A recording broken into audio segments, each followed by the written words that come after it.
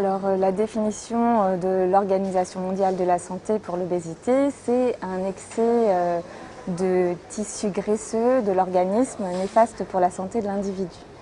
Donc en fait, on établit la corpulence des personnes avec un indice de masse corporelle qui est le poids sur la taille au carré. L'indice de masse corporelle est normal entre 18,5 et 25.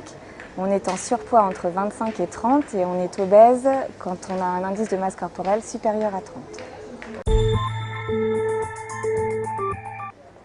Après, les complications de l'obésité sont multiples. Donc il y a les complications métaboliques avec diabète, hypertension, cholestérol qui vont dans certains cas contribuer à boucher les artères et à donner un infarctus quand les artères du cœur sont bouchées, un accident vasculaire cérébral quand les artères qui irriguent le cerveau sont bouchées. Il y a d'autres complications qui sont les complications respiratoires avec notamment l'apnée du sommeil. Il y a également souvent des complications psychologiques liées à l'obésité avec un syndrome anxio-dépressif, une mauvaise estime de soi, donc des difficultés sociales pour aller vers les autres. Enfin, l'obésité peut également être pourvoyeuse d'infertilité, notamment chez la femme, avec des difficultés à ovuler correctement. Et puis, ce qu'on sait moins, c'est que l'obésité peut être un facteur de risque de cancer.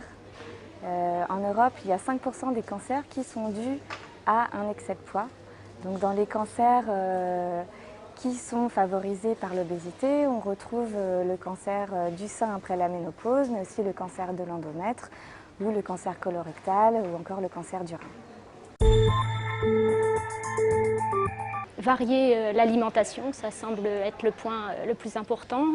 Chaque jour, l'alimentation doit apporter tous les groupes d'aliments, les 5 groupes d'aliments.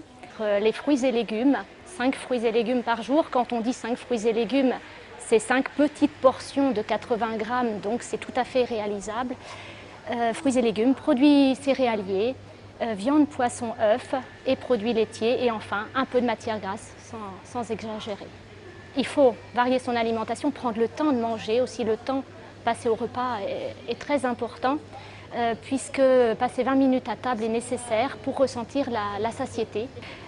Si nous mangeons trop vite, nous ne gérons pas nos apports nécessaires en fonction de nos besoins. Nous dépassons souvent les quantités qui nous sont nécessaires parce que le cerveau n'a pas le temps d'analyser ce qu'on a pu ingérer et donc, normalement, on est programmé pour consommer la juste quantité. Donc, il faut manger à sa faim.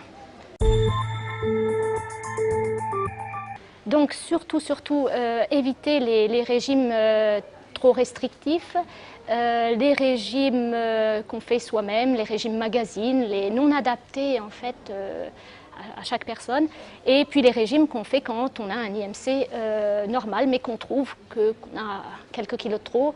Si l'IMC est normal, surtout ne pas s'engager dans un régime qui aurait plutôt un effet délétère, qui occasionnerait plutôt un effet yo-yo.